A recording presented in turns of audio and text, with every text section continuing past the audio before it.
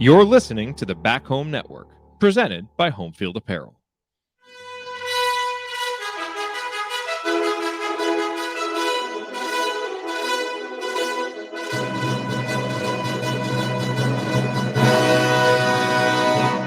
And welcome, Hoosier fans, to another disappointed episode of the Assembly Call, as tonight your Indiana Hoosiers put on a masterclass in how to lose a winnable road game in Iowa City, falling to the Hawkeyes 83-74. An Iowa team that really isn't that good. I mean, tip your caps to them. They won the game, but this is a team that hadn't beaten anybody ranked higher than 63rd coming into this game. And Indiana was just all too happy in the second half to just gift wrap Iowa a victory with poor rebounding, turnovers, and just continuously shooting themselves in the foot time after time after time. And what unfortunately has become a trend for this team, which is one that tends to play pretty well at home. Indiana played well against Ohio State. They played well against Minnesota, giving some of us confidence coming into this game. But that proved foolish, as a lot of the same bugaboos that have hurt this Indiana team on the road came back to bite them again tonight. The Hoosiers fall to 12-4 overall, 3-3 in the conference. And we're going to break it all down for you on this late night edition of the Assembly Call. I'm Jared Morris. I'm here with the entire crew, the original crew here: Ryan Phillips, Andy Bottoms, Coach Tonsoni. So glad we could all get together for this joyous occasion of talking Indiana basketball tonight. But we will start this show the way that we start every show, and that is with our banner moment. And I'll keep it short because I know that no one's really interested in taking a whole lot of positives out of this right now. But I thought, the two most interesting developments to me tonight were, number one, Trey Galloway getting in and knocking down a couple of outside shots. That's, one of the big swing skills for this program moving forward over the next couple of years. We've seen the impact that Trey can make. He wasn't great tonight. Like everybody else, he turned it over too much, had his issues. But if he can start being a reliable three-point shooter, and he hit a couple of them, that would obviously be big. And I thought we saw, in the first half especially, a little bit more varied offensive game from Parker Stewart. He had a nice drive. He took one coast to coast. If he can be a guy who can do more than just make threes, that will also help out this team offensively. But look, frankly, what we need to see from this team to feel like it's a real banner moment is one that makes plays down the stretch in a road game and doesn't shoot itself in the foot. So I'm totally right there with everybody who's not feeling like taking a whole lot of positives out of this one, because it just felt like an all too familiar loss for the Indiana Hoosiers. All right, our banner moment, as always, brought to you by our friends at Homefield Apparel, now in their 5th season of sponsoring the Assembly Call, and their first as the presenting sponsor for the Back Home Network. As you surely know by now, Homefield has the largest collection of vintage IU apparel that you will find anywhere, with beloved logos like 2 different versions of the Bison. And if you support other college teams or have people in your life who do, Homefield probably has something for them too. Their product line extends to more than 120 different schools with unique vintage logos for all of them. And they just started this really cool new newsletter project. I think it's called Cherry Picking. Make sure that you go subscribe to that because they're going to be telling some really cool stories on that as they continue to just be the good brand that we love so much. But no matter what you buy there, it's going to be comfortable. The colors are going to last through many washings. And you're supporting an Indiana-based company that came up through Kelly. What could be better than that? Go to homefieldapparel.com, use our promo code HOME, HOME, to get 15% off your entire first order. That's promo code HOME, HOME, for 15% off. Again, the website is homefieldapparel.com. Wear one for the team. All right, well, it is time to move the ball, find the open man, and get some opening thoughts from the rest of our team. And we will start with Andy Bottoms. Andy, your bottoms line on this very disappointing night of basketball for the Indiana Hoosiers. Where to begin? This one had all the hallmarks of a signature, what has become a signature IU road loss. Missed free throws, turned the ball over, 14 turnovers in the second half. Combine IU's made field goals and free throws, and you get 14, same number of turnovers against a team that is horrible defensively by really any measure. IU scored 0.74 points per possession in the second half, which, when you consider that they couldn't get the ball across half court a good chunk of the time, isn't, I guess, all that surprising. This is a tough one because there is plenty of blame to go around. There are a number of players who did not perform well against the pressure. I thought Woodson's insistence again in the first half to go to the 5 sub lineup leads to a 10-0 run that just pissed away a lead that IU had built, that they then built back toward the end of the half. And then, guys are getting tired down the stretch. IU struggles to rebound early in the second half, and then just got more and more tired as things went on. Race and Trace played all but 3 minutes of the second half when Michael Durr played. No Jordan Geronimo, no one to really be the rudder at the point guard position, whether that be Xavier or Rob. Just baffling at times, some of the combinations that were on the floor in these situations. And you tell me that Keegan Murray gets in foul trouble and doesn't score a whole lot of points, you'd feel pretty good about IU's chances in this game against a team like Iowa, figuring that they could score. And it just seemed like whatever that was that happened before halftime really emboldened Iowa, and IU came out and just wilted. I mean, pretty much from the beginning of the second half, turned the ball over early, gave up about 4 shots on one possession. Just, you can change some of the faces, it seems. You can change the guy on the bench, but you're not changing the result. I think that just the softness that was shown during various parts of the second half in particular was really, really disappointing. And every time you think that this team might be turning a corner, it seems like they take a bigger step back. And maybe that's being a prisoner of the moment of getting on here right after the show. But what a thoroughly disappointing performance this was. No, it's a total callback to the Penn State loss and to other losses. And right now, this team is just a totally different team at home than they are on the road. Ryan, let's go to you. Plenty to rant about, so choose wisely. I'm sorry for what's going to come out of my mouth, but this is the 4th game on the road this season and the 4th time that Indiana's played like absolute dog shit. Like, I'm sorry. There's no other way to put it. Beep. And here's the other thing. They come out of halftime every game flat. Completely flat, no focus. I mean, they were flat-footed tonight on defense. That's when it happened. When in that one position happened, where they got like 4, where Iowa got like 4 offensive rebounds. Iowa had 16 offensive rebounds for the game, and they're undersized compared to Indiana. It was all just hustle and effort, and they just got out-toughed by a Fran McCaffrey team. Like, think about that. His teams are incredibly soft every year. They got out-toughed, out-hustled, and out-focused, and I'm sorry. I know everybody loves Mike Woodson, and he came back home and all of that. But this team not being able to put together 40 minutes is looking like a feature, not a bug. Okay, it's what it is, and especially on the road, they have halves on the road that they just don't even seem focused on the game. They don't even want to be there. And it's ridiculous. The Penn State game, it was pretty much all 40 minutes. They didn't look like they wanted to be there. But against Wisconsin, amazing first half, collapsed in the second half. Great, terrible first half against Syracuse, dominated the second half, and then fell apart in overtime. Like, this team is just not tough. It's not smart. Like, that was the thing that was supposed to change. That stellar defense they've had was awful tonight, from pillar to post, from beginning to end. Awful. Gave up 83 points to an Iowa team that didn't have its best player for most of the game. Like, what is going on? I mean, the substitution patterns, everything was terrible. I'm sorry, Rob Finney, we all love Rob. Good kid, all that. He hasn't been able to break a press since he stepped on campus. How many minutes did he play in the second half against that press? Too much. I mean, 1 is too much, because we know what's going to happen with him. And he's just turning the ball over. He's incredibly mentally soft when he gets in games where he doesn't play well. Played 2 games where he played really well. You can tell from the tip whether or not Rob's going to have a good game. We all texted each other in the beginning of this game like, oh, bad Rob showed up. Like, it was just awful. And when you do that, I mean, the fact that Woodson kept leaving him out there was almost sad to watch Rob have to do that. And so, yeah, some players didn't show up. The guard play was terrible in the second half. All of that. I think everybody was bad in the second half. Don't get me started. I think everybody was bad in the second half, save maybe Parker Stewart. But this is also on the coaching staff. I don't know what you're doing at halftime, but why are your guys not ready to play when the second half starts? Why? What is going on in that locker room that they come out completely flat-footed and let the opposing team get back in the game every single time? And that's what started. Iowa looked like the better team the entire second half, and that's sad because Iowa is not that good a team. Indiana should have won this game. After you drop the Penn State game, this is one you have to make up for it. Completely wilted in the second half. They're not tough. They're not bad. They don't have a basketball IQ. They're not ready to go on the road. And I'm sorry, but at this point of the season, this team should be much better than it is. Not a tournament team right now. Okay. Well, Coach, over to you. It's Tonsoni time.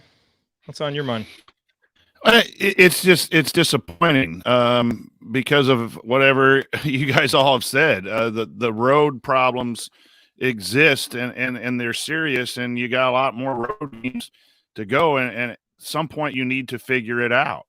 The two separate halves on the road stuff is not a recipe to win, and the blame does go around everywhere. I think the players really struggled, but the coaching staff needs to figure out some stuff, especially the sub patterns. I think fatigue is the name of the game tonight.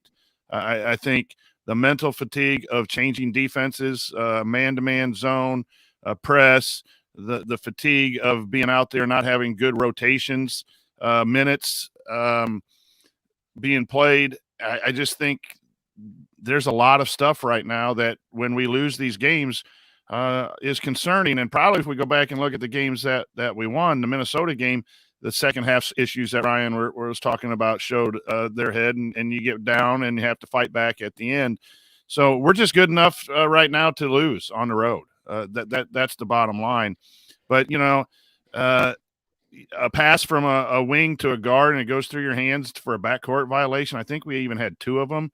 There is something about mental toughness, ball toughness that good teams do on the road, and below average teams don't. And right now, Indiana on the road is a very below average ball club, player and coach in the total program.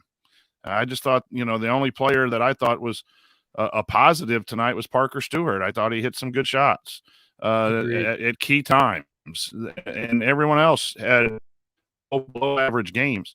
But you look deeper too. You can't get Trace Jackson Davis 8 shots. You talk about the poor guy, 18 points on 8 shots, 11 rebounds, and I think you saw it. There was a clip there about the 3, maybe the 157. It was down 9, and TJD just looked totally exhausted. And he looked up at the scoreboard and said, "Come on, guys." And you could just see it in his eyes that he was fatigued.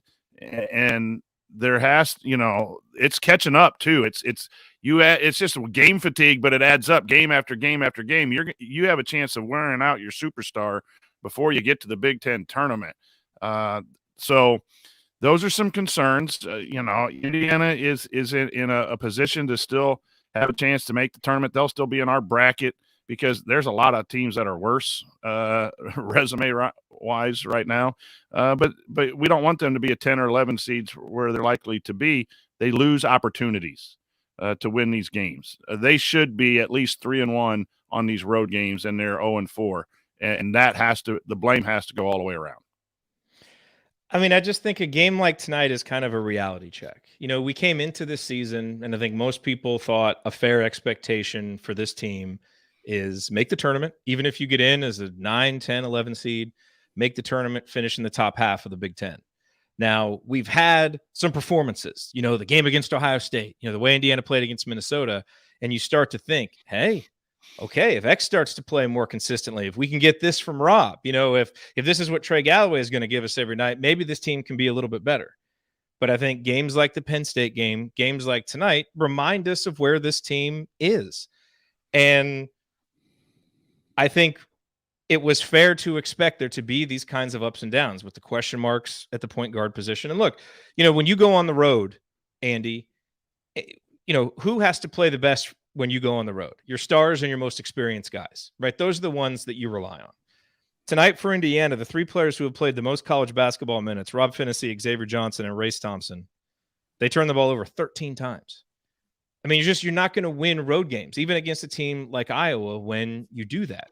And so, to me, the biggest thing that we learned tonight is that this team is exactly who we thought it was at the beginning of the season. And they haven't really improved a whole lot. They are where they are. And the deficiencies, whatever the deficiencies are, we can argue, is this the personnel? Is this the coaching? Is it a combination of them? The truth is we have 2 lead guards that are just very inconsistent. And when they, when they roll snake eyes, when they both don't play well, it's going to be a real struggle for Indiana, especially when the third point guard clearly doesn't have the coach's confidence to come in even at all to break a press. And so that, to me, is my big takeaway, is this team is exactly what we thought it was. They're probably going to win the majority of their home games. Maybe they'll be able to steal 1 or 2 on the road, but you see more performances like this, and it really makes you wonder. And that, to me, is basically what a bubble team does. And that's kind of what I thought Indiana would be at the beginning of the season, and that's exactly what they are right now. I got to say something real quick. I didn't know who that was for, but I'm just jumping in. I said Andy like 6 minutes ago. And Okay, he did, but I could tell you wanted to jump in, so I didn't even give you the satisfaction of interrupting me. I just sat back and let you jump in. Yeah. So one thing that bothers me, it shows a lack of focus, just complete lack of focus on this team sometimes, is after a made basket by the opposing team, I would say on like at least a third to half of them, Xavier Johnson is standing there waiting for somebody to inbound the ball to him, and everybody else is down the floor, and somebody stops and runs back. And it's like, you have an assignment to be the guy who inbounds the ball. I don't know who it is. Sometimes it's Race Thompson. I know I've noticed other guys doing it as well. But how do we not have somebody doing that every single time and knowing that that is their assignment on the floor? Like, and I'll blame the players for that too.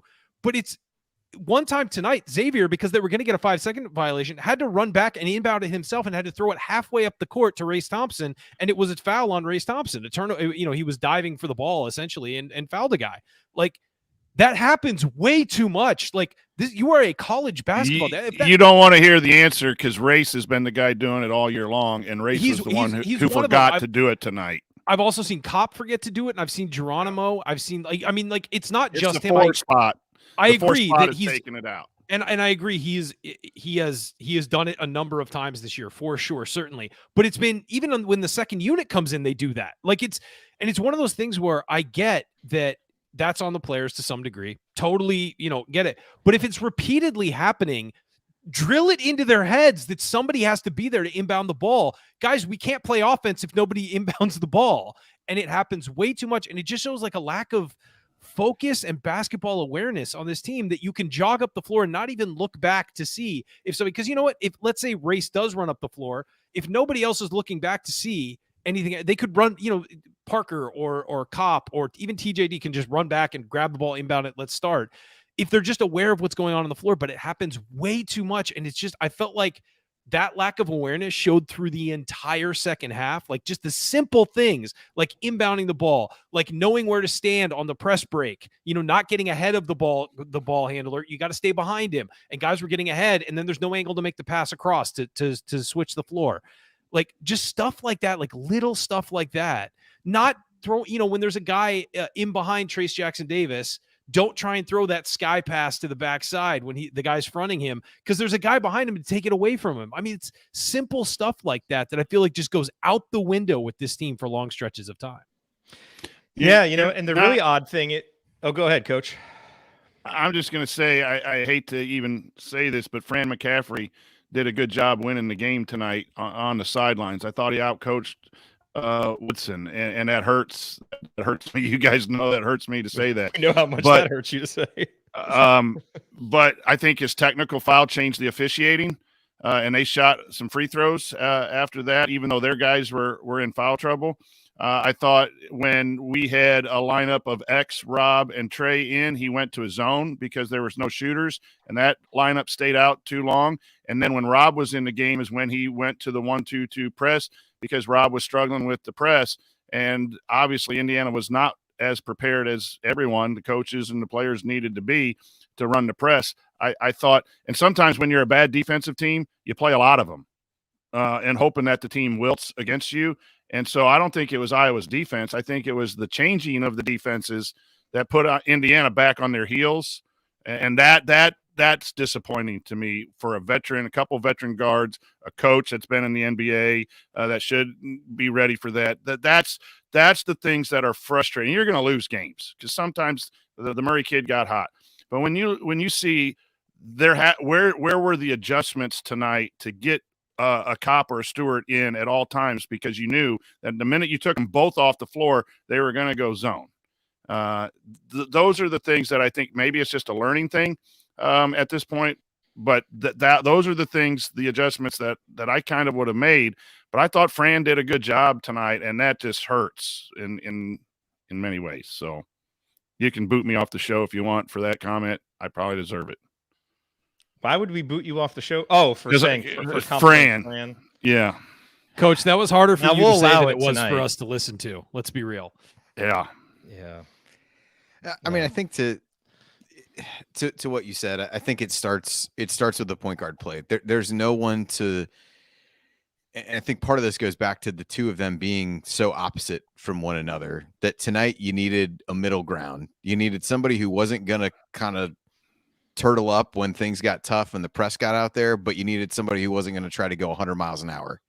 And that guy wasn't out there. And to your point, Jared, when there might be some games like the Minnesota game that both those guys play well, and things look really good.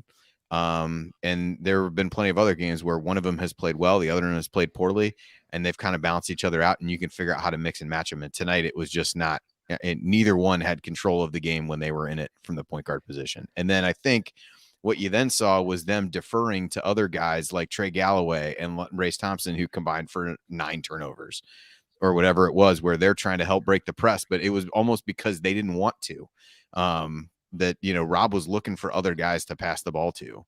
And to Ryan's point, you have scenarios, you know, Race is back there handling the ball a lot. Has he made some decent decisions with the ball this year? Yes. But I don't know that we're at a point when he's your, you know, secondary ball handler against a press break, because it really didn't have anything to do with, it's not like it's a man press where he can get a bigger guy on him and bring the ball up the floor against him. That had nothing to do with it. You know, he made turnovers, that one at the end where Murray gets a dunk. It's exactly what you said, Ryan. They went back and showed it. There's no angle to make that pass. There's nobody in the center of the floor to get the ball to. It's just like basic press break stuff they didn't seem to have. And it's not like Iowa dusted that off for this game. If you've watched any Iowa games this year, they've tried to do that. And I think they do that to Coach's point. They've got to, junk it up a little bit, call it whatever you want, because they're not that good defensively. They're trying to confuse you a little bit. And IU just never really settled in to what they were doing. And I just think it goes back to, neither point guard was in control of the game when they were in there. Andy, you bring up a good point. It was a zone press until they got the first little trap right there before half court. Then they manned up on the backside. So when people did attack the middle, the guys came with them. That's when you saw the ball get knocked. Race got it knocked out. Miller got it knocked out. So it was a zone look. And then when Rob started to dribble, or someone started to dribble and drew 2, they kind of, we call it cutting the return pass. And our return, receiver needs to be back deeper and wasn't. So that's an alignment issue. But boy, they cut that side to side pass, and then they locked up man to man, and there was no one to pass it to until they figured out late that you had to, throw over the top early, flood the side. So it was an execution night tonight, fellas. It just, the players didn't execute, and I don't think the coaches execute. And you do that on the road, and you're going to get beat. Well said. All right, coming up as we continue our breakdown of Indiana's disappointing loss to Iowa, we'll talk about tonight's meaningful moments you might have missed, and we'll go inside the numbers to highlight the most important statistical notes from this game. You are listening to the Assembly Call. Stick with us.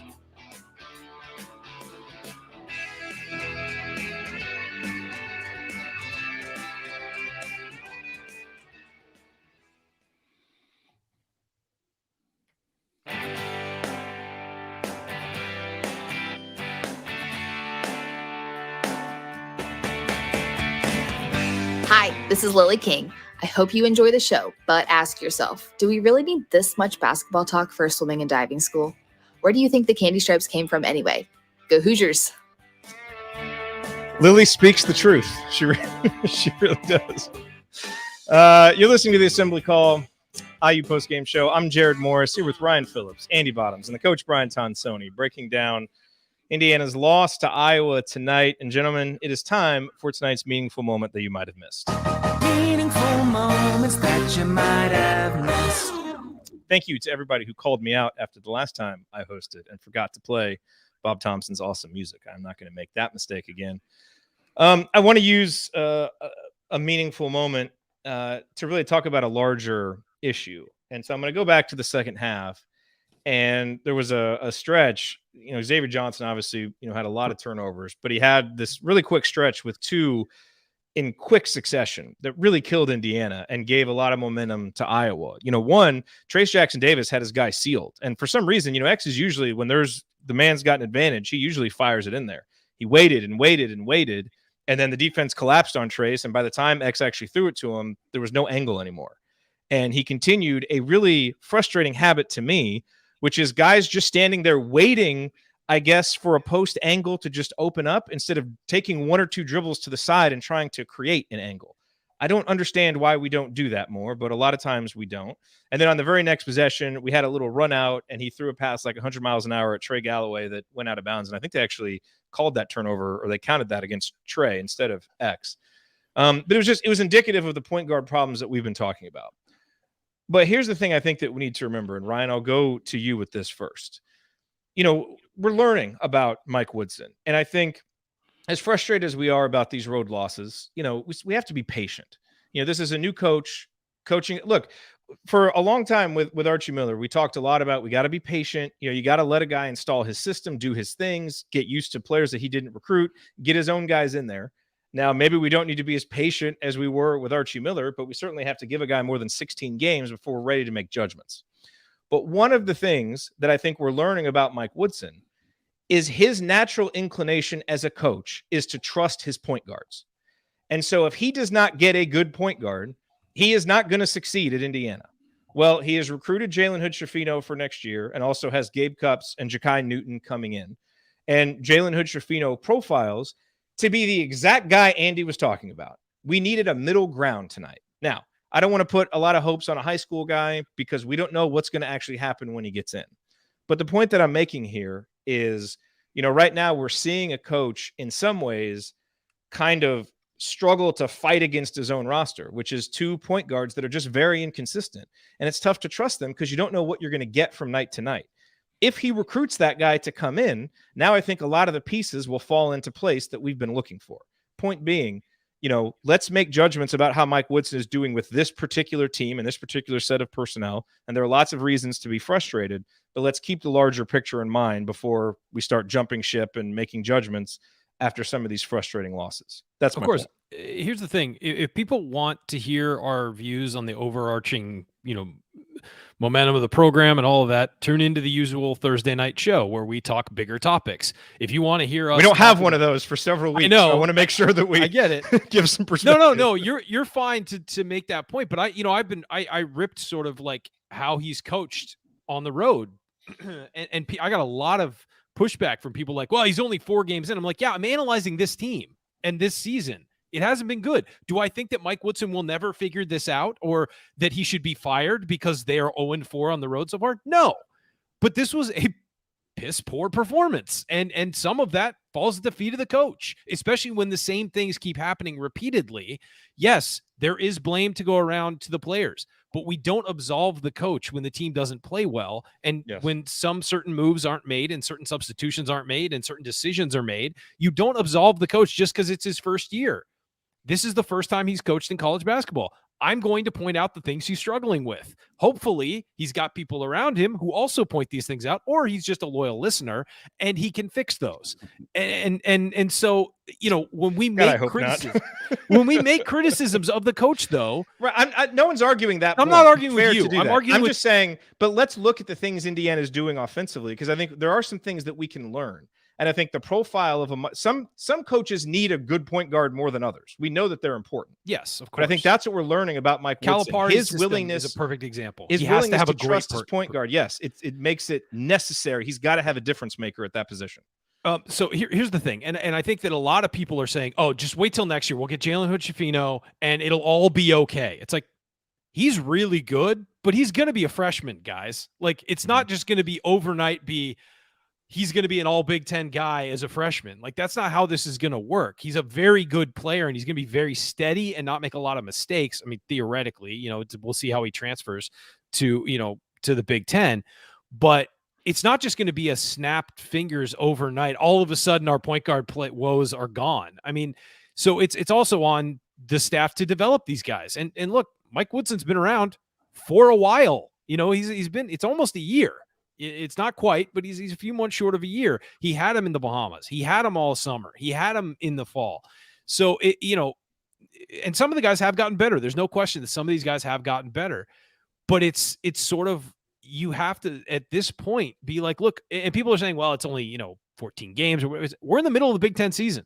We know what this team is right now, and they're inconsistent, but theirs is a team that plays very well at home in some games and plays terribly on the road and cannot show up for 40 minutes on the road. If that's continually happening, you got to change something. I don't care what it is, but you got to change something. If your team is consistently coming out of halftime completely flat-footed, getting crushed on defense, not doing anything on offense, and everybody's standing around. And tonight, if Parker Stewart hadn't hit that 3 in the corner, if that rims out, that Iowa run probably extends to 15 points because they had nothing going. And he hits that 3, and it sort of calmed everybody down and refocused everybody. If that 3 rims out, who knows what happens? This game might have been over 10 minutes with 10 minutes left. So that's a problem. And it's worth noting that that's a problem and needs to be fixed because Indiana needs to make the tournament this year. I'm sorry. They need to make the tournament this year for recruiting and for a whole bunch of other reasons. You have to show your program is moving forward and there's momentum, and the new guy is the reason. You got to be able to sell that to people. Hey, Mike Woodson came in. Look, hadn't made the tournament in a while. We made the tournament. We're starting to make noise in the Big Ten. We're going to only get better from here. You miss the tournament again, people are going to start saying, well, did they even get the right guy? Those are going to be legitimate questions, and high school prospects and their coaches and AAU coaches and everything are going to be like, we don't know yet. So they're not going to advise their kids to commit to Indiana. I mean, it's very simple. A lot of it is advertising. And if you make the tournament, you can advertise that.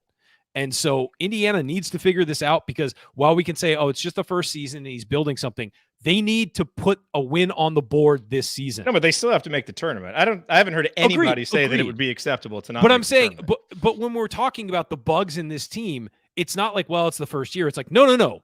They need to fix these because if they don't, they're not going to make the tournament. Yes.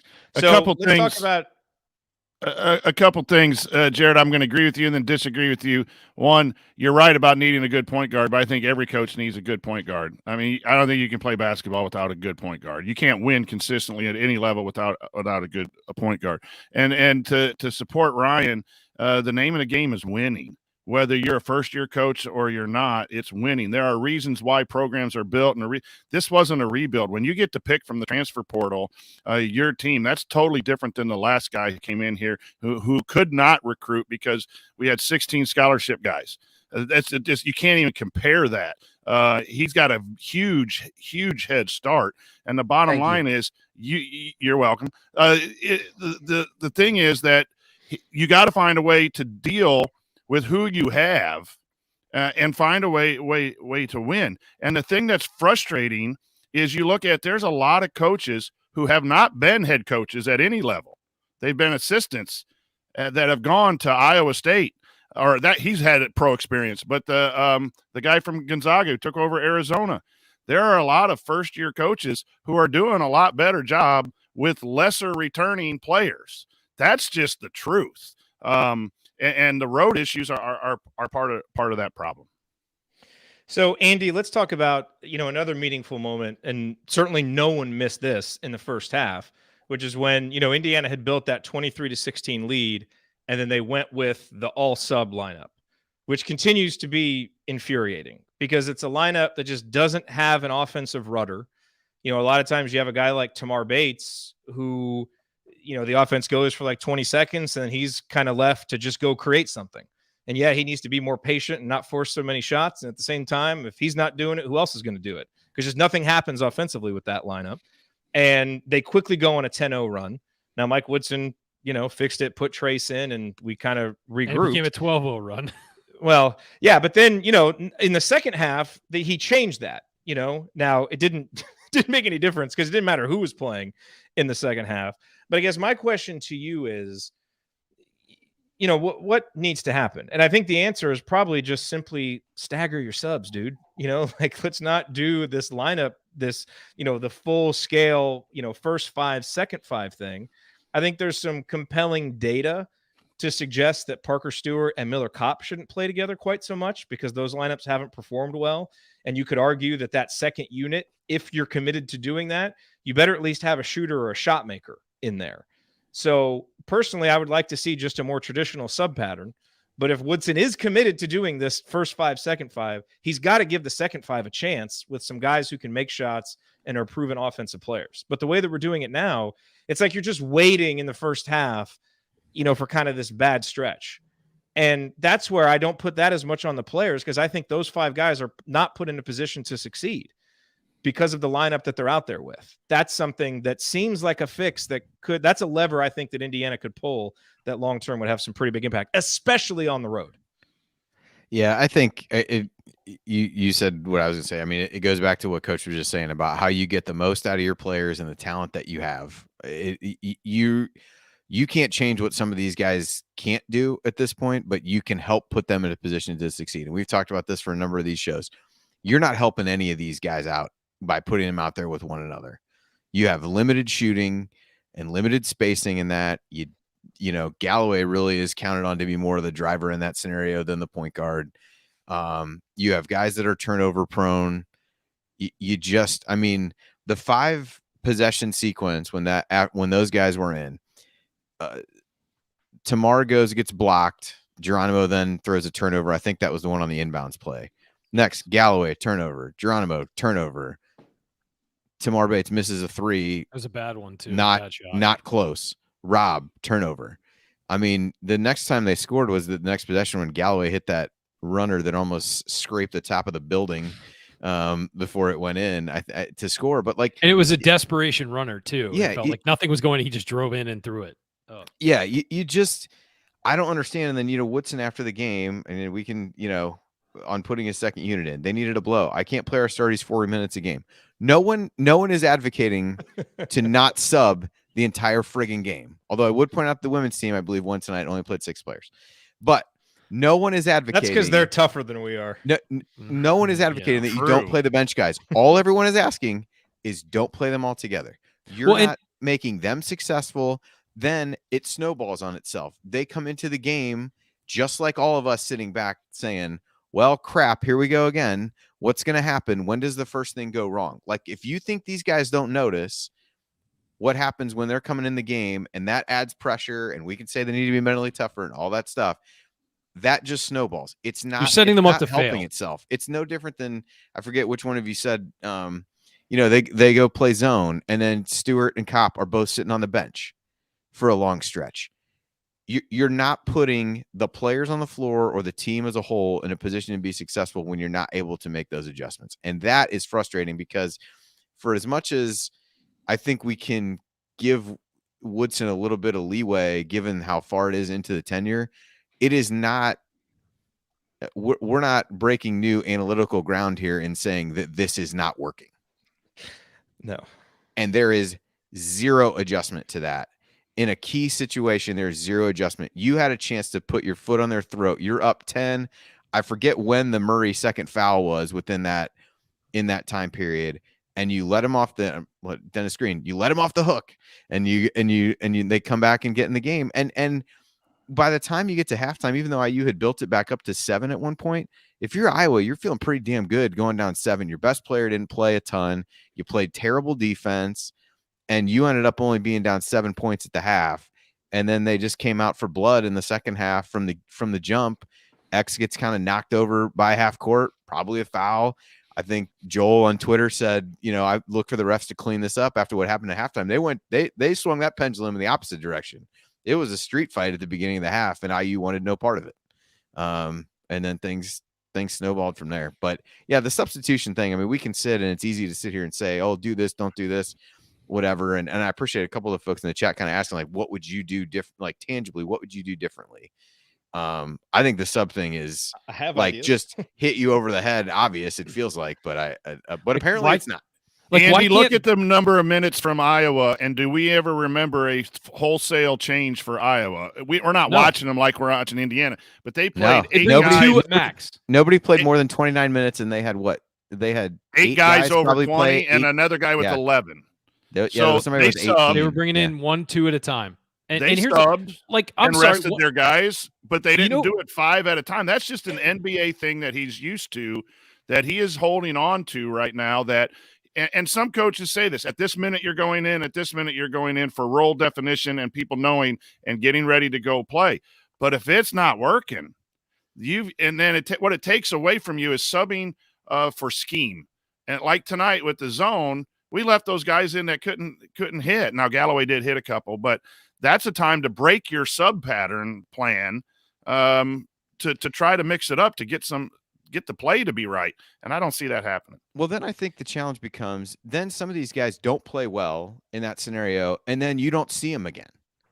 So Yeah. Geronimo doesn't play a minute in the second half. And I'm not here. I mean, he hit a 3, but made some turnovers, tried to make some effort plays, got lost on defense Yeah. much. I'm not saying he played great, but you can't get a few minutes out of him, few energy minutes. You know, Bates doesn't play well. Not saying that he played well, but he hardly plays at all in the second half. And that's where it gets difficult. And, you know, Race and Trace play 18 and 17 minutes in the second half, and you give Durr 3 minutes here and there. But I just, that's the part that I didn't think Durr looked terrible either. You know, I thought he was gets moving 3 fine. minutes. Durr did a good job. It's like a self-fulfilling prophecy. Like, you do this, they play bad. Then you say, well, I couldn't play them in the second half because they didn't play well in the first half. Well, they didn't play well in the first half because they're in a terrible lineup. And then you get fatigued. And then you can see guys who Mentally are and physically 100%, fatigued. who are 100% gassed and can't get rebounds. And there was a play toward the end. Trace gets a great offensive rebound, comes up short on a shot 3 feet from the basket. And he's, you know, struggling. People can say, oh, be in better condition, whatever. I don't know if that's fair But at this coach level, even the says pace it. of the game and everything else. It's just a domino effect that sets everything up to fail. And it isn't the only reason they lost the game. You know, taking care of the ball every once in a while would have been a, you know, welcome change to the mix, but it just sets them off on a bad trajectory in the first half, sets you up to make lineup decisions in the second half based on how they played in the first half, and then there you go. Do you think tomorrow might be a little bit better if he's in with Race and TD and then double teaming, and now you can kick out for just a step in 3 instead of having to create? You said that earlier. He can be the Jared. 5th option offensively. You know, he can then settle in. Dirk can come in with you got Put him Parker in with and Race. Copp when they're shooting, and you could open up some post play because now they're not going to double team Dirk because they're locking up on your shooters, and Dirk can score 6 or 8 maybe on turnarounds in 4 minutes or 5 minutes. You've got to strategize your subs, in my opinion, as opposed to just the 5-man sub stuff. And then if you don't play well, those 5 guys don't. It's just it's happening over and over. Why not let Geronimo play with TJD more to spread the floor a bit because he can step out. He hit that 3.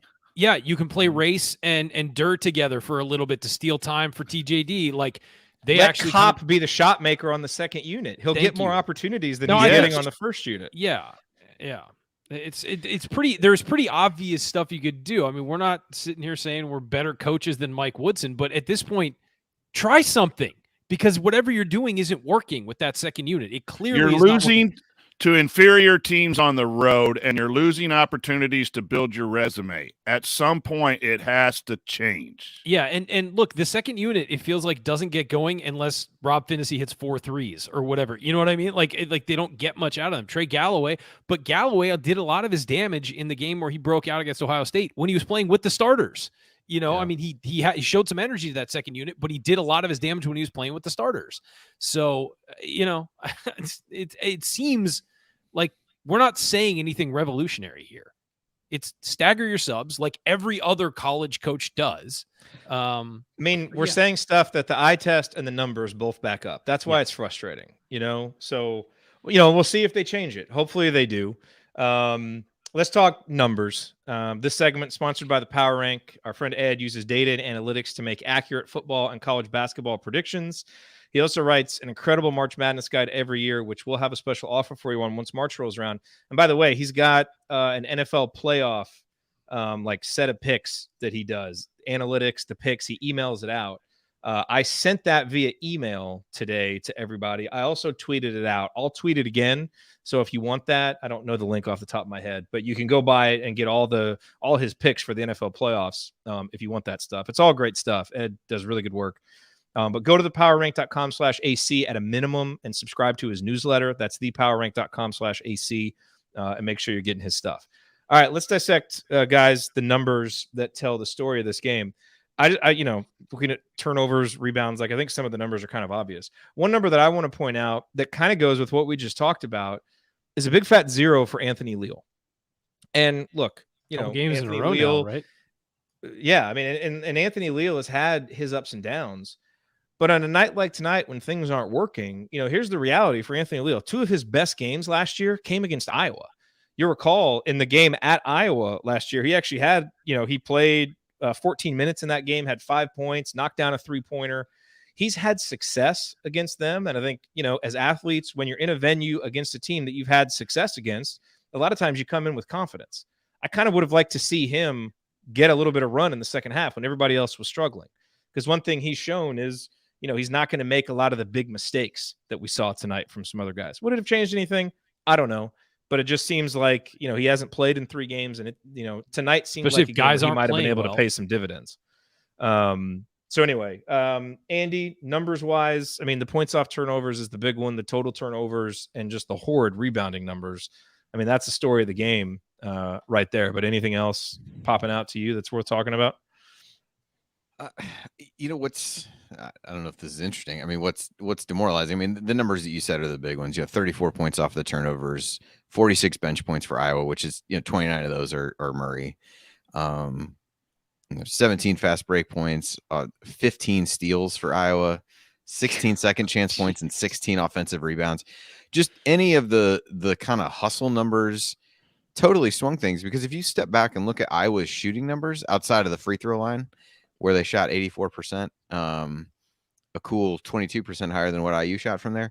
I mean, they're 33% from 3. I think they only hit 1 3 in the second half. They only took 6 in the second half, and only 44% from the floor as a whole. Like, it wasn't necessarily that they were shooting the ball that well. I thought they made some tough shots at times, late shot clock situations and things like that, but it was Murray really hit a just ton getting of tough outworked and giving up tons of easy baskets off of turnovers and things like that. And then, from IU's perspective, in the bonus early in the second half, and just completely failed to take advantage of it. 5 of 11 from the line in the second half. But ultimately just didn't get enough shots. This was a John Gassaway because of all the special. turnovers. The John Gassaway always talks about shot volume. You've got to find the formula for shot volume. So if you're not going to get a lot of offensive rebounds, you better not turn it over. That formula has to work. And I saw Mike Schumann from the Daily Hoosier tweeted out, because of offensive rebounds and turnovers, Iowa got 12 more field goal attempts in the second half than Indiana. 12 more in 20 minutes of basketball. 34 compared to 22 is crazy. And then they were 13 of 14 from the line. So even though they shot poorly, rebounded a bunch of their misses, got to the line a ton, and they turned the ball over 4 times in the second half. A number from me, Bohannon, you hold him to 1 of 7 from 3, and Keegan Murray only has 12 points, and you lose to Iowa. Like, you got exactly what, if you had told me those numbers, and you mentioned, if Keegan Murray doesn't score that much and whatever, you'd think you win. If you told me those 2 statistics, I'd have been like, IU won by 15. Like, that's a 15-point win. But the thing is that if guys aren't playing well on the other team, Indiana just gave them the game by the way they played. I mean, it's you think about it, Iowa did not play that well. They were opportunistic, but they didn't play that well, and their stars did not play that well. Indiana had to play really bad for this to result the way it did. And that's what happened. It felt like all second half, Indiana was just trying to give it to him. And I was like, not quite sure if I want to take it yet. And we just kept giving it to him. Yep. I mean, that really is the story. I mean, this was Iowa blew Indiana out in the second half, shot 41% from the field and 16% from 3-point range, and blew Indiana out in the second half. That's all you need to know. 11 offensive rebounds. Coach, second half alone. What numbers jump out? Any numbers for you that you want to mention? 4 losses on the road that you shouldn't have. Our post players are our best players, and I don't think they played necessarily hard. I thought this is one of Race's toughest performances. Was bad. Yeah, but you got a guy, Murray, has a career high 29, but he got 18 shots. I'll go back 18 shots for the guy off the bench, career night, and somehow Trace Jackson Davis only gets 8. I thought his energy was a little low tonight, and we've talked about it. It's tough when you play 31 games and you're carrying the piano on the back for the program to have that. But the other thing, and we just got done talking about it, but the 10-0 run gave life to Iowa. And everybody contributes to that. Players contribute to that, but the coaching decision for the 5 subs, when you give people life, after, you're up 7 and you took the energy out of the building. And I got a picture from someone there, sent it to me. It was only half full, so it wasn't a crazy atmosphere. Those things keep teams in it, and then they hit shots, and then you get a career night from a guy, and you can't recover. The other thing is let's watch the second half starts. Ryan's mentioned that earlier, and he's spot on, but it's tied to X turning the ball over early or taking shots early. At Minnesota, he was 0 for 4 and had a turnover or 2, and then had to be taken out. And then tonight again, so it's a couple of games in a row that X has come out in the second half, and just like a run for another team can give life, a bad run can suck the life out of you. And I think those 2 runs really set Indiana back on their heels, and right now we're just not mentally tough to take those hits. We're at home and the crowd's going crazy, we can take a hit and bounce back. On the road, we just don't have the juice. So those 2 numbers, those 2 runs seem to stick out to me. Yeah, that's a great point. I was looking back and what I've been tracking the possessions and stuff in. I mean, you're 100% right about Minnesota. This one, first play, second half turnover, second possession turnover, third IU scored, got the ball to TJD inside. The fourth, he had a wild drive. IU ends up getting the ball on an offensive rebound, and then he just goes and turns it over right after that anyway. And so at the same time, you allow Iowa to score on their first 4 offensive possessions, 2 of which came on offensive rebounds, or multiple offensive rebounds, as the case was in the one of them. And right there, your halftime lead is completely gone. It's a 1-point game. You've let him back in it again, and it's kind of done. And I think that's the part where I think he did take X out pretty early, but Rob wasn't playing well either. Whereas Minnesota, Rob could come in early in the second half and have a ton of confidence based on the way he played in the first half. Tonight was the opposite. I mean, it's a 10-0 run in that middle, and it was an 8-2 run to start the second half. And those are, and Indiana had their runs too. So it's a game of runs, but I think some of that could have been controlled a little bit differently. Yep. All right. Let's keep this rolling here. Coming up on the assembly call, we're going to hand out our game balls and Hoosier Hustle Award. And then we'll talk about some lingering questions as we look forward to a big road game against Nebraska, and then obviously the big game against Purdue after that. That's all next here on the assembly call. Stick with us.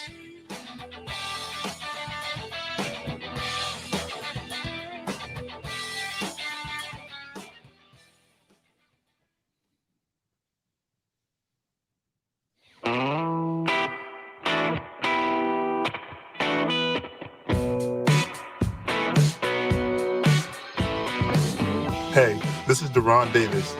And what's the only thing better than dominating a Duke big man in the post? Is celebrating with friends afterwards. Join Gerard, Andy, Ryan, and Coach on the Assembly Hall call after every IU basketball game. Go Hoosiers.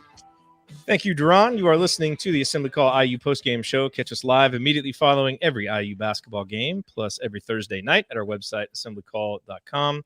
And make sure that you sign up for our free IU Hoops email newsletter. Almost 10,000 of your fellow IU fans are subscribed. You can join for free at join.assemblycall.com. That's join.assemblycall.com. I'm Jared Morris here with Ryan Phillips, Andy Bottoms, and the coach, Brian Tonsoni.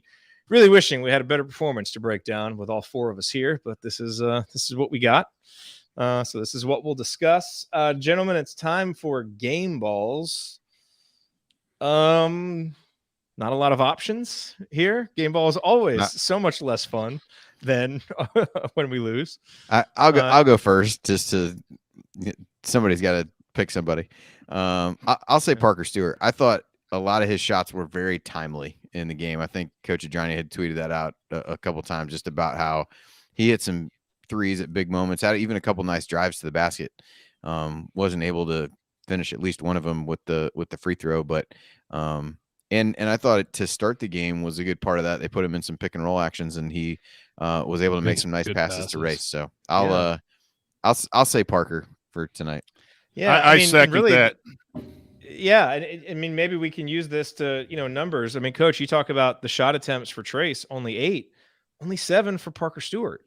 And he was hitting in a row too. Late. Well, and here's the thing: like, what exactly were we running at the end of the game? Trey Galloway hits that 3.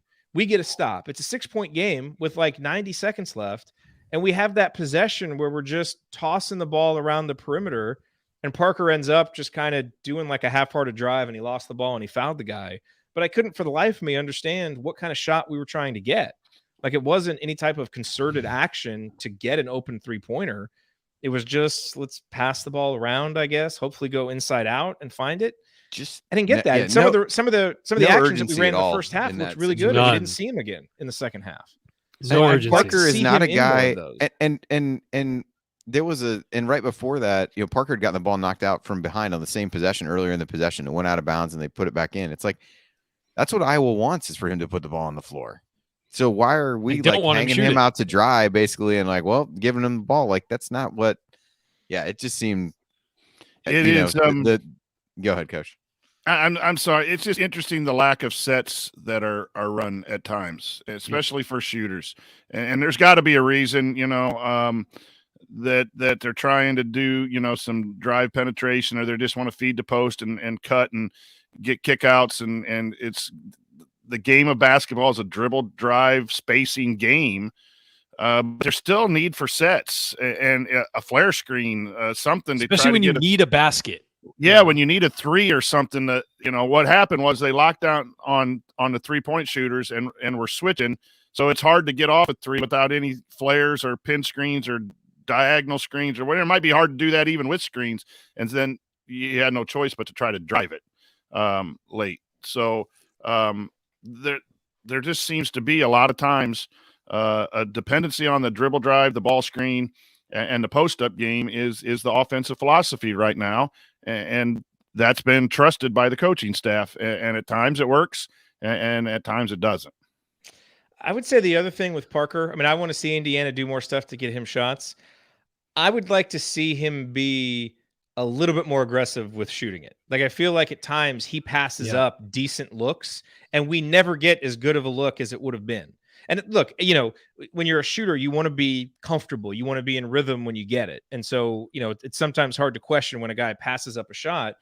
But I feel like there are opportunities for him to have a little quicker trigger and maybe force a shot, like force it a little bit more. He's a good enough shooter. Cobb He's a did shot that tonight maker. once.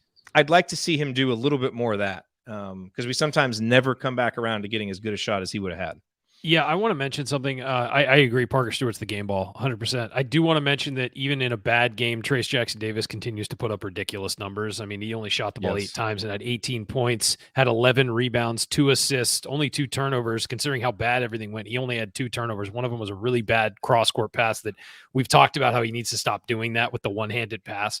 But he also had 5 blocks. So he continues to just destroy on that end with the blocks, but his defense wasn't as good as it has been, but he did have the 5 blocks. It's worth noting, while it wasn't his best game, he's still putting up ridiculous numbers. He did. Well, and the pass he had in the first half to Miller Kopp, that cross-court pass was great. Now, he tried it again in the second half to Parker Stewart, and it got stolen. Yeah. But he's showing better passing this year. You do make a good point. Sometimes you get a crooked number in the block category, and it can make you think that you played good defense. I didn't think he was that good defensively. Blocks and steals are not indicative of good defense. No, and one of the things, look, one of the things that's been really helpful is, he doesn't foul much. And that's good because it keeps him on the court. But there are also times where sometimes, especially if a guy's driving against him, he's so passive and doesn't use his body to cut off a drive. In part, I think, because he's trying to avoid a foul and because he's trying to time a block. But the guy can get in there and get on the block on him. And by that point, there's nothing else he can do. So I feel like he could probably stand to be a touch more physical as a defender. He's got some wiggle room with the fouls. And again, we were kind of worried about him falling in love with the blocks. They're great. And, his defensive improvement overall has been much better. But as we look for improvements at the margin, I think defensively that would help him as well. I don't know what you guys thought, but I thought he looked tired in stretches tonight too, defensively particularly.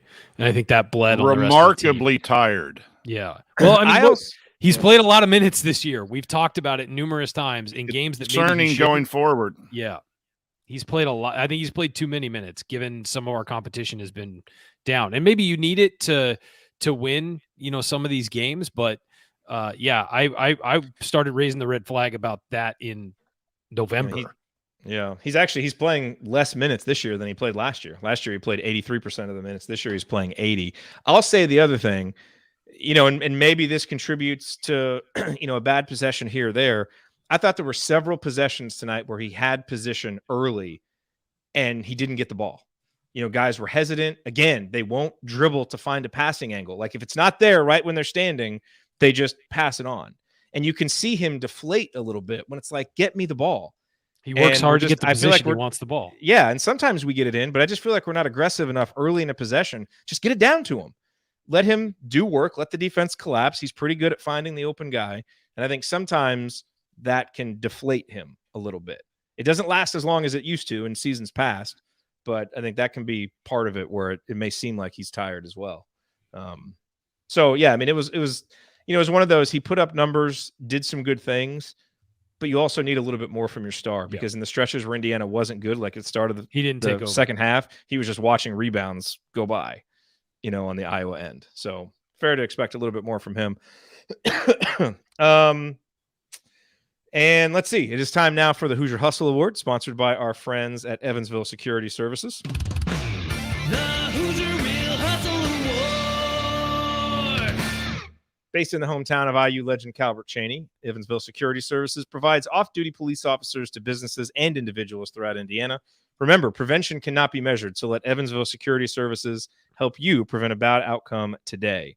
Go to evansvillesecurityservices.com to learn more. That's evansvillesecurityservices.com. Andy, why don't you lead us off with the Hoosier Hustle Award as well? I mean, seriously, nobody wanted to give the game ball and you throw this to me? I have no idea who to give this to. I got an answer. If you need. Good. Go ahead, Ryan. Okay. I was going to give it to Miller Kopp. I thought he was actually having a pretty good game before he left, and it looked like he did something to his shoulder in sort of a scrum in the middle. I thought he chased on defense pretty well. He didn't really have to worry about the drive, and so he was just guarding on the perimeter. Same with Parker Stewart. I thought they both looked better defensively, which is amazing in an 83-point game where you give up 83 points. I thought the two of them weren't the problem. I thought the middle of the defense, I thought that the point guard position was really the problem. They let Toussaint, sort of ruin them off the dribble, and that opened things up. But I thought, and obviously all the points off of turnovers, but I thought Kopp played a pretty good game. He started out, hit a couple shots early, hit those 2 technical free throws. We need to find a way to get him to the line more because he's such a weapon from the free throw line. And I thought play him with the second unit. Yeah, and I thought he had some, just some really good energy tonight and moved pretty well defensively. And if in a game where a lot of guys missed out on hustle, I thought that he was pretty good. I think you could give this to him or Parker for the way that they defended, considering and you have to obviously grade on a curve given their deficiencies in that area. But I thought he played pretty well. I thought it was one of his better games at IU. Yeah, it's a good one. Coach, who gets your Pass. Hustle Award? You can't pass. Just get a pass. The body Man. language was bad. The effort Was. defensively, I thought was not good. 20-some turnovers. I guess you can give it to the team for hustling back on defense following massive turnovers. They didn't really though, Coach. So I will just say I'll second. I don't have anyone. I'll second Miller Kopp. I just don't think tonight was a hustle night. I thought there was a lot of lackadaisical play. Okay. Yeah. Hoosier Hustle Award to our YouTube channel for hosting not one but 2 postgame shows. We had an episode of Doing the Work after the women beat Nebraska, so that's in there for consideration. Yeah. Andy, Only other guy I'd throw out would be Galloway, although I think the 3 turnovers yeah, he struggled a little. don't help. But he was minus 13 for the game, plus minus, but did step out and hit a couple threes, which is hopefully a positive sign for the future. Agreed. I know you mentioned that earlier, but Shot looks way better, by the way. But yeah, I mean, shouldn't have cut his hair. Changed all the mojo. He came back with 2 great games, cut his hair, and now look at us. I'll say that about Galloway, though. If he doesn't hit those 2 threes, his stat line is a lot less impressive. It's 4 points, 3 turnovers. You know what I mean? But he did hit those 2 threes. So hopefully that's a pattern that starts. Yeah. Because they're going to leave him open, by the way. I don't know if you noticed tonight. They left him wide open. And there were a couple times he caught the ball and was just like, well, I'll drive right at them and see what happens. And it's like they're giving you 10 feet. Trey, even if you're a terrible 3-point shooter, you got to take that. You have. Look, the thing about Trey Galloway is even in a game where you don't play well, you can always count on him for hustle. That's one of the reasons why he plays. And I actually thought late in the game when Indiana was just kind of looking down in the dumps, his activity on offense like spurred a couple possessions. He had that really nice drive down the baseline that ended up leading to a bucket. He made a shot. I think either Kopp or Galloway are reasonable choices. I guess I'll side with Ryan on this one and go with Miller Kopp, because I did think he played pretty well. And I think Miller Kopp has a bigger role to play on this team than what we've seen. And maybe this is a lingering question that we can talk about. If Indiana's going to win big road games, you need to be able to rely on the guys who have been there and done that. Those are the teams who win road games in the Big Ten. Now, Miller Kopp hasn't experienced a ton of success at Northwestern, but he's been in these arenas. He's made shots. He's played in these games. And I just think, and he's shown this year that when things have been going wrong, he's been a guy who has stepped up and said, look, I'll go make a couple shots and get this going. Did it against St. John's, has done it in some other games. And he doesn't hurt you ever. No. And I think Indiana's got to find a way to get him more involved. Yeah, but you're put him on their worst player. Like it's tonight was a night given who Iowa typically plays at that spot that he could get by, I would say. And I thought tonight even in some cases was a night you could have thought about playing him at the 4, especially toward the end where you really needed buckets and you need to get shooters on the floor. Race had struggled a little bit handling the ball. Like that was a chance to get him out there that I thought was odd, just to get his shooting on the court. But by that point, he didn't make a shot in the second. He only took one shot in the second half. But a lot of his damage he did pretty early. But this is also an argument for letting him play some against the second units. The guys he's going to have to defend aren't as good, and he can be your offensive guy in there. So I think Parker Stewart needs more shots. We've talked about that. The two of them together, I don't think they accentuate each other, but split them up. And I think if you can give Miller Kopp more opportunities, he's a guy, he can handle more than 5 shots in a game. Yeah. And I think if they had to get more tonight, they didn't. Yeah. And if you're going to win these games on the Big Ten, those 3 or 4 minutes in the first half where you're just giving possessions away offensively, if Miller Kopp is out there, 1 or 2 of those possessions you're probably at least getting a good shot. Two things that's very good, Jared. One, it relieves pressure on your posts who are getting heavy pressure and double teams and everything. But tonight they were 4 of 9 from 3. Those two, Parker and Miller, they were 6 of 12 from the field. The point guards were 0 for 5 from 3 and 3 and 12 from the field. And what you've seen is people are locking up on shooters and daring the point guards to shoot. Minnesota did that, and Rob made them pay.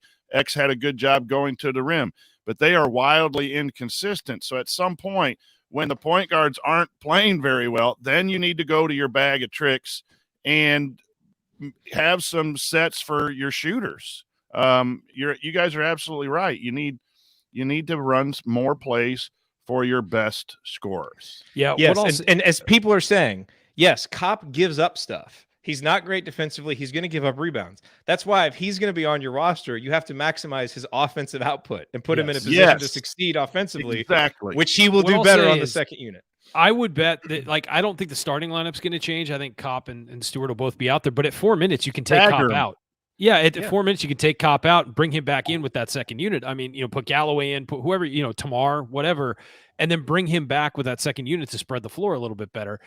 But I think that they're still going to start because they want the most veteran guys out there. I think that's really what Woodson is erring towards, is putting the most veteran guys out there. And also, you look at the balance on paper and you're like 2 shooters, your 2 best players on the inside, and your best point guard. It makes sense that that's your starting lineup. That doesn't mean they have to play together all the time. You can close with them. You can figure out who, or you take either Parker or Kopp, whoever's not playing well and whoever on the roster is playing better, you put them in with your closing lineup, whether that's Rob or it's, Galloway or whoever. You can mix that up. But I agree. I think that you need to start playing the shooters with different people to open up the floor a little bit, because that second unit doesn't cover itself in glory from beyond the 3-point line. I see some people. We need to stop because now they're talking about the suits over here in the chat. But Woody not wearing a suit, but P Bulldog definitely with the quote of the night. He says, "Clothes matter. I haven't lost a pickup game since I ditched the pants. Nobody wants to box me out." I'm not wearing pants right now. It's you guys. I might be. You guys would never know. Last call. Well, let's look ahead Coach real quick. Is done. I know, Coach is ready to go. It's late for us Eastern time zoners here. And I have to go into school tomorrow and do e-learning. I have to report to the building to do e-learning tomorrow at 7:30. So I need to get some rest. You do. So look, Monday, Indiana plays at Nebraska. I think losing this game places a ton of emphasis on that. You know, look, no matter what, Thursday when Purdue comes to town, Assembly Hall is going to be rocking. But I feel like we missed a real opportunity. There's 2 big home games. If you can go get these 2 winnable road games, you've won 4 in a row. And now you get an Assembly Hall that is not just excited, but there's a difference between an Assembly Hall that is just jazzed up for a big game and confident. Like there's a different kind of buzz, you know? And I think what we're going to see now, this deflated the balloon. Yes. Yeah. Those 2 road games, really, you kind of put Penn State in the rear view. Now you've brought all that back with this. And so you got to go beat Nebraska. I mean, that's just imperative. You got to go beat Nebraska. But that to me is part of the missed opportunity tonight. You know, it was a winnable road game, and you had an opportunity to really, really build some momentum for the biggest regular season game so far for Indiana. Didn't get that, you know, fine. Got to go win that game at Nebraska on Monday. Here's the thing, Jared. Every game Indiana has played so far, they should have won. Every single game, they should. There's been no blowouts. There's been no game where you're just like, except maybe the St. John's game that we actually did win. That's fair. That's fair. That game lasts 3 minutes longer. St. John's wins it. But you look at it, they should have won all of these games. And the fact that the 4 that they didn't win were the road games, and they were by far the most disappointing performances.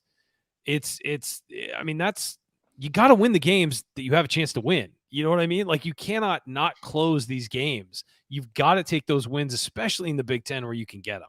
You lose to Syracuse in double overtime. All right, fine. Whatever. Crazy atmosphere, playing at the Carrier Dome, all that stuff. In the Big Ten, the 3 road games, they should have won each of them, and they flopped in each of them. Yep. All right. Well, we will be here Monday after the Nebraska game. Remember, it's an early tip. It's 6:00 Eastern on the Big Ten Network, not the normal tip time of 7:00. We'll be here with a show. And then, of course, Thursday night after the Purdue game. You are listening to the Assembly Call IU postgame show. Remember to check out our friends at Home Field Apparel. Use the promo code HOME, HOME, at checkout to get 15% off your first order. And remember, February 5th, we will be in town for the Illinois game. We're doing a live event at Switchyard with Galen Clavio. We'll have special guests there. We're going to be doing a lot of stuff. That's going to be a fun event. So if you're going to be in Bloomington, come check us out at Switchyard after the Illinois game for just a fun time, hanging out together, talking IU basketball, or depending on how the game goes, talking about something else. But we'll be there hanging out. Game, they should win it. That is what matters. All right, gentlemen, it is time for last call. Let's go. Let's base this one on time zone. So, Andy, why don't you go first? I mean, I don't know there's too much more to say than what we've said already. I think it was a huge wasted opportunity to get momentum, as you just said. We talked about this after the Minnesota game, that it just seemed like if you get this game and get Nebraska, then you come home for 3 at home. With the Purdue game starting that off, just really felt like they were starting to turn a corner, and tonight suggests that is not the case at all. And I think it's one thing to, go on the road and lose. Life on the road in the Big Ten is difficult, but to have so many just self-inflicted wounds be such a huge part of the loss, I think is what's most disappointing, and things that ultimately seemed preventable, whether that be from a coach or a player standpoint, that could have made the outcome different than what it ended up being, was disappointing. And for as far as we want to think this team has come from where they may have been, in previous years, this was a stark reminder that might not be as far as you think or as far as you hope. And so we'll see how they bounce back. Definitely a wildly disappointing performance on a variety of levels, and again, a game that it feels like was right there for the taking, but just absolutely refused to take it. So, quote from Evan Potter in the chat: any Damon Baileys or Greg Grahams out there to play guard for us, I'll take an Isaiah Thomas or Quinn Buckner. Yes, please give me one of the 10 best guards in school history to play for this team. I would much more enjoy watching us play with one of those guys leading the way. That would be phenomenal. Because right now, X and Rob just aren't in that class. Coach, last call. Yeah, I had a chance to talk to Dustin Dopirek. at the Minnesota game before the game, and he made some really good comments that there are several one-dimensional players on this team. I'm sure we've maybe said that on many of the shows, and it shows on nights like this that when you don't do well in the one dimension that you're supposed to do well, and the other dimensions don't show up, then you have a loss. It just comes down to, I thought it was bad execution by the players. A lot of mistakes being made by the players, and I think some bad decisions by the coaching staff. And you can't do that in the Big Ten, because no matter what I think of Fran McCaffrey and other coaches in the Big Ten, it's loaded with really solid coaches who are going to take advantage of a team's weaknesses and play to their strengths. And that's ultimately what happened tonight. And Andy's right. It ends up in a lost opportunity. And the positive, if you want to take away a positive, the 4 road losses all are familiar. They look the same, but the other thing that they have the same is very, very close. And maybe if you want to look at the glass half full, that's where you look, is we're not getting blown out by 20. We're not out of it by the 14-minute mark of the second half. So there, maybe once we get one, it snowballs. That's got to be the hope going forward, is get it figured out, win at Nebraska, come home, pull off the upset, and then we're ready to roll. I think that's why we get on here and we talk about all these changes. It really feels like some changes around the margins will matter in some of these close road games. I fully agree with you, Coach. Ryan, last call. Yeah, I mean, this is just another it was an embarrassing second half. I mean, it really was, given what this team's capable of, given what it's shown it was capable of, especially defensively against Ohio State, and how they closed the game against Minnesota. I mean, this team's better than this, and it just doesn't play that way on the road. And again, there are a lot of things you can point to with players making boneheaded mistakes and all of that. But the other thing is, the coaching staff has to figure out why this team is Jekyll and Hyde, home and road. And figure out what it is. And maybe it's a substitution. Maybe it's a certain guy needs to be play more. Maybe it's this, maybe it's that. Maybe it's the pregame speeches or the halftime speeches or whatever it is. There's a disconnect. And it's not just the typical, it's tough to play on the road in the Big Ten, because there are stretches of these games where they should be winning the game, where you look at it and you're like, oh, they're going to win this one. They're much better than the other team. And you look at the numbers tonight and see that Bohanna didn't have a good game, and Keegan Murray barely played, and all of the things line up against Iowa and for Indiana, and they still couldn't get it done. You look at that Wisconsin game. They blew the doors off Wisconsin in the first half. We're up, I think, 23 at one point, and then just completely flopped and wilted in the second half. They went to Penn State, a team that it hadn't played in 3 weeks, and just did not show toughness or mental toughness at all. That's a problem. This team played soft tonight. It got out-hustled. It got outworked by Iowa. Not Purdue, not Michigan State, Iowa. That's a problem. And this needs to get solved, because this team ain't making the tournament if it continues to do this on the road. They need to win road games. They got to win a couple of road games. And they're not doing it. And so something needs to change. My son, who is about to turn 1 next month and still has not experienced an Indiana road victory in his young life, is out there crying. I'm not sure why. That's not a good sign. Maybe it's because of this game. Maybe he was watching the show. And he's very disappointed. Yeah, all I'll say is, to kind of steal a quote from Dennis Green, this team right now is who we thought they were, until further notice. They are a bubble team that's pretty good at home and just hasn't done what they need to do to figure out how to win on the road. If they can do that, they've got a chance to be a lot better. We all see the potential. But until further notice, I was exchanging text before the game with a member of the IU media, and he said, "What's your confidence level?" And I was like, I'm actually feeling pretty good. I'm at a 7 or 8. I think we're going to play well tonight. He was like, "I'm at a 4. I was like, "Why?" He's like, "This team needs to show it to me on the road before I'll believe it." He was right. Until further notice, it was not Ryan. No, I'm saying same. Yeah, but I mean, it's true. We want to get excited after a couple of wins, but we got to see it from this team on the road, because until further notice, they are a very different team in terms of their ability to weather challenges, for the role players to step up and play well. And that's not an unusual thing. It just means that, the rebuild certainly this season is going to take a little bit longer than we hoped, or maybe even than is possible. I think we all see that there's more potential here, but they've got to start playing better on the road if they're going to unlock it. And hopefully that starts Monday, because that's a game Indiana absolutely has to win. All right, that'll do it. If you want to see us do the show live and be part of the live chat, make sure that you subscribe to our YouTube channel, youtube.com/assemblycall. And don't forget to go to join.assemblycall.com to join our free email newsletter. Special thank you to Bob Thompson for the music that you hear. Special thanks to John Ringer of Rig Design for designing our logo. And as always, we thank you for listening.